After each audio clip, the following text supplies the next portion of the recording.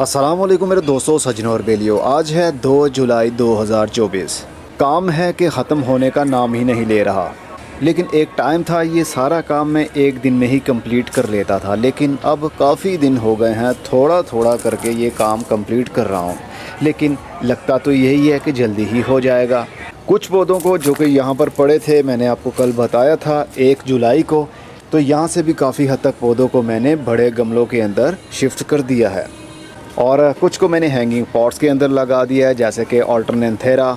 ये बहुत खूबसूरत झाड़ी होती है, हैंगिंग पॉट के अंदर लटकी हुई प्यारी लगती है। एरिसीन, ये भी जिसको लाल झाड़ी कहते हैं, इसको भी हैंगिंग पॉट के अंदर लगा दिया है क्योंकि इसकी खूबसूरती कुछ ज़्यादा ही होती है जब इनके पत्ते लटक रहे हों। देखिए मैंने कितने सारे गमले खाली किए हैं। कुछ गमले जिनके अंदर पौधे लगे हुए थे वो तो मर चुके थे, लेकिन मिट्टी को निकालना था। और कुछ गमलों के अंदर पौधे लगे हुए, उनको बड़े गमलों के अंदर शिफ्ट किया। और ये देखिए हमारा बोनसाई पौधे मुझे बहुत पसंद हैं। एक तो इनकी केयर बहुत कम करनी पड़ती है, ना खादें देनी पड़ती हैं, ना पानी के ऊपर ज़्यादा फोकस रखना पड़ता है क्योंकि ये फाइकस फैमिली से ताल्लुक़ रखते हैं पौधे, इसलिए ये बहुत ही लो मेंटेनेंस प्लांट्स होते हैं। तो ये छोटे से गमले के अंदर लगा हुआ है, 4 इंच का ये गमला है और इसके अंदर ट्रंक इसका देखिए और इसकी एरियल रूट्स देखिए कितनी खूबसूरत अंदाज से, जैसे एक बड़ा पुराना पेड़ हो उस अंदाज से ये ग्रोथ कर रही हैं। एक ये भी है देखिए। तो इस तरह के पौधे मुझे बहुत पसंद है। मैंने शुरुआती दिनों में जब मेरा ये चैनल शुरू हुआ था तब मैंने बहुत सारी वीडियोस बनाई थी कि बोनसाई हम कैसे बना सकते हैं, लेकिन फिर आहिस्ता आहिस्ता हम हाउस प्लांट्स के ऊपर शिफ्ट हो गए तो बोनसाई के ऊपर फोकस नहीं रह पाया।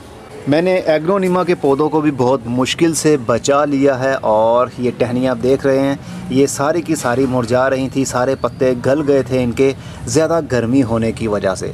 तो इनको मैंने पहले छोटे गमले में से निकाल कर हवा में बाहर रख दिया और तकरीबन 4 से 5 घंटे ये पड़े रहे और उसके बाद मैंने इनको मिट्टी के गमले के अंदर शिफ्ट कर दिया। ये तकरीबन 4 या 5 पौधे हैं, ये एक पौधा नहीं है। हर टहनी समझ लीजिए एक पौधा है जो आने वाले टाइम में बड़ा होगा। और ये देखिए जनाब, हमारे पास money plant, neon money plant, जिसको पैरेट कलर का मनी प्लांट भी कहते हैं, इसके भी 3-4 पौधे उग रहे थे और वो मर जाते अगर मैं इनको ना निकालता। वो भी हमने इस टायर के अंदर से निकाले। अब मैं क्या करने वाला हूँ कि इस टायर के अंदर जितने भी पौधे लगे हुए थे वो तो तकरीबन मर गए थे। ज़्यादा मैंने पौधे लगाए थे इसके अंदर गुले अब्बासी के, जिसको मिराबिलिस जलापा कहते हैं। मुख्तलिफ़ रंग थे, लाल रंग भी था, येलो भी था, वाइट भी था और पिंक भी था, लेकिन ज़्यादातर इनके ट्यूबर्स मिट्टी के अंदर पड़े पड़े ही गल गए। तो अब मेरा ये प्लान है कि ये सारा टायर जो है मिट्टी से खाली कर लूँगा, इसके अंदर लाइट वेट सॉइल भरूँगा और इसके अंदर मैं अब लगाने वाला हूँ हमारा ये हाइबिस्कस टिलियेसस। बहुत खूबसूरत ट्रॉपिकल प्लांट है ये। फुल धूप में भी सर्वाइव करता है, शेडी एरिया में भी सर्वाइव करता है, गर्मी में भी ज़िंदा रहता है और ठंड में भी इसके पत्ते गिरते नहीं हैं। तो काफ़ी हार्डी प्लांट है ये। इसको रीपोर्ट करना पड़ता, लेकिन मैं अब इसको रीपोर्ट नहीं करूँगा बल्कि इसको निकालूँगा। हाफ़ इसका गमला नीचे से काट दूंगा, मतलब आधा मिट्टी का बाउल काट दूंगा और इस टायर के अंदर रख दूंगा। फिर इस टायर को मैं रखूंगा अपने इस एरिया में जहां पर शेडी एरिया भी बना रहता है। अभी ये जो आप स्टैंड देख रहे हैं इसको उठाकर हमने कुछ आगे लेकर आना है, पीछे गैप रहेगा।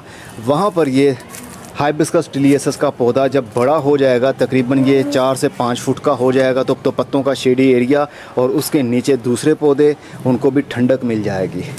तो ये काम अकेले बंदे के लिए काफ़ी मुश्किल होता है और काफ़ी लोग कहते हैं कि आप एक हेल्पर रख लें, हेल्पर से आप काम करवा लिया करें।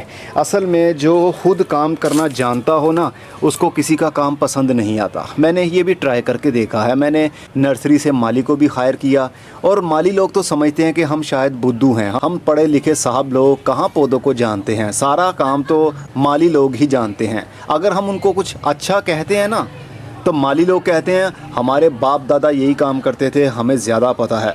पता नहीं क्यों कोई अपनी गलती तस्लीम करने को तैयार नहीं होता। और मेरे सामने जब कोई ऐसी बात करता है पौधों के बारे में या कोई नॉन टेक्निकल बात करता है तो मुझे गुस्सा आता है। और गुस्से में अगर मैं कुछ कहता हूँ उन लोगों को, माली लोगों को, तो माली लोग कहते हैं आपको नहीं पता जी, हम बचपन से यही काम करते आ रहे हैं, हमारा बाप भी यही काम करता था, दादा भी यही काम करता था, हम फसलें भी लगाते आए हैं। पता नहीं क्या क्या वो अपनी तारीफ़ें करते हैं। मैं ऐसा नहीं कह रहा कि सारे ही माली लोग ऐसे होते हैं, लेकिन मोस्टली जितने भी माली लोगों को मैं मिला हूँ वो सब के सब ऐसे ही थे।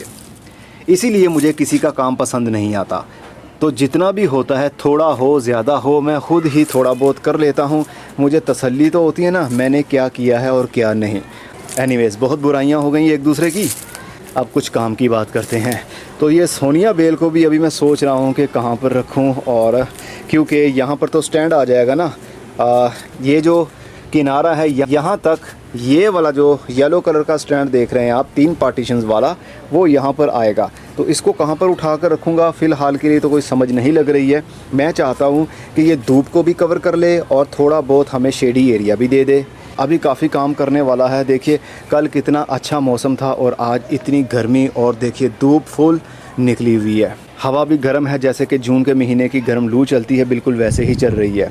लेकिन कोई बात नहीं, ज़िंदगी का ये हिस्सा है। काम करता हूँ, दिन में मुझे 3 या 4 बार नहाना पड़ता है। जब भी मैं छत के ऊपर आता हूँ मेरा पसीने से बुरा हाल हो जाता है। काम भी करना होता है ना, खाली आकर बैठता थोड़ी हूँ अपने गार्डन में, बैठूँगा ज़रूर, लेकिन इंशाल्लाह जब ये हमारा पूरा सेटअप कंप्लीट हो जाएगा, जैसे पहले होता था, जब भी मैं उदास फील करता था तो अपने गार्डन में पत्तों के बीच में, पौधों के बीच में आकर बैठ जाता था, चाय का कप पीता था, इवन कि गर्मी होती थी लेकिन फिर भी राहत मिलती थी मुझे। और आजकल मुझे राहत बिल्कुल भी नहीं मिल रही। मैं चाहता हूँ जल्दी से जल्दी ये मेरा काम कंप्लीट हो जाए तो फिर मुझे भी राहत मिले और पौधों को भी। अभी हमने ये फाइकस का पौधा है, लंबे पत्तों वाला, इसके ऊपर से जो बर्निंग आ रही है सूरज की धूप की वजह से, इनकी कटाई भी करनी है और इसको भी रीपोर्ट करना है, दोबारा से इसी गमले के अंदर शिफ्ट करना है। हमारे 4 पौधे हैं इस वक्त जिनके ऊपर मैं वीडियो बनाऊंगा, जिनको मैं रीपोर्ट करूंगा। हमारा एक तो ये लंबे पत्तों वाला फाइकस का पौधा है और एक हमारा हाइबिस्कस का पौधा है जिसकी बहुत बुरी हालत हो गई है, रूट्स बाउंड हो चुकी हैं, नई टहनियाँ, नए पत्ते बिल्कुल अजीब किस्म के ग्रोथ कर रहे हैं। और एक हमारा कट रोज़ वैरायटी लाल फूलों वाला, इसकी भी काफ़ी हद तक बुरी हालत है। और इसके अलावा इंग्लिश गुलाब जो कि हमारा दूसरे टेरेस के ऊपर पड़ा हुआ है, उसको भी रिपोर्ट करना है। तो 4 पौधों को तो रिपोर्ट करके उन्हीं गमलों के अंदर मैंने लगा देना है और इसी टेरेस के ऊपर इंशाल्लाह रख भी दूंगा। जगह काफ़ी हद तक बन जाएगी। अभी तो सारे गमलों को प्रिपेयर करके मैं एक साइड पर रख रहा हूँ ना, उसके बाद इनकी प्लेसमेंट भी करूँगा। मैंने सैनचेज़िया को भी बड़े गमले के अंदर लगा दिया। 2 पौधे बचे थे मेरे पास, तो दोनों को छोटे गमलों में से निकाल कर 12 इंच के गमले के अंदर लगा दिया है। अब इन 2 पौधों से ना जाने मैं कितने पौधे बना डालूँगा। तुलसी का पौधा भी 12 इंच के गमले के अंदर ही लगा हुआ है। इस गमले के अंदर हरी मिर्च का पौधा लगा हुआ था जो कि सरवाइव नहीं कर पाया, और तुलसी का पौधा सरवाइव कर रहा था, लेकिन इसके ऊपर फूल आ रहे थे। लेकिन फूलों को हमें पिंच करना पड़ेगा अगर हम चाहते हैं कि हमारा पौधा इसी तरह हरे पत्ते निकालता रहे। जब पौधा फूलों पर आ जाए तो उसको लगता है कि उसकी ज़िंदगी का साइकिल कंप्लीट हो चुका है, जितना उसने जीना था वो जी लिया, अब उसने मरना है फूल देने के बाद, जब बीज बन जाते हैं पौधे के ऊपर। तो इसलिए इनके फूलों को, इनके गुच्छों को पिंच करते रहिए, काटते रहिए, ताकि ये फूलों पर ना आए और इनके पत्ते इसी तरह हरे भरे आते रहें। ये तुलसी है, इसको वाइट तुलसी भी कहते हैं और इंडिया में इसको आई थिंक रामा तुलसी भी कहते हैं। सफ़ेद वाली तुलसी होती है। 2 किस्म की तुलसी के पौधे हैं, एक की वेन्स हल्की हल्की डार्क होंगी, एक की वेन्स सफ़ेद कलर की होंगी। तो ये जो मेरे पास है ये वाइट तुलसी है, आई थिंक रामा तुलसी या फिर कृष्णा तुलसी इसको इंडिया में कहते हैं, और पाकिस्तान में इसको सफ़ेद तुलसी या काली तुलसी कहते हैं। इनके अलग अलग हेल्थ बेनिफिट्स होते हैं, लेकिन तुलसी का पौधा कहते हैं कि पॉजिटिविटी घर में लेकर आता है। आप किसी भी मज़हब से ताल्लुक़ रखने वाले हों, पौधों का बहुत अहम रोल होता है हमारी ज़िंदगी में भी और इस दुनिया में भी। जैसे कि अंजीर का पौधा, बेरी का पौधा और जैतून का पौधा, इसका जिक्र तो कुरान पाक में भी आया है।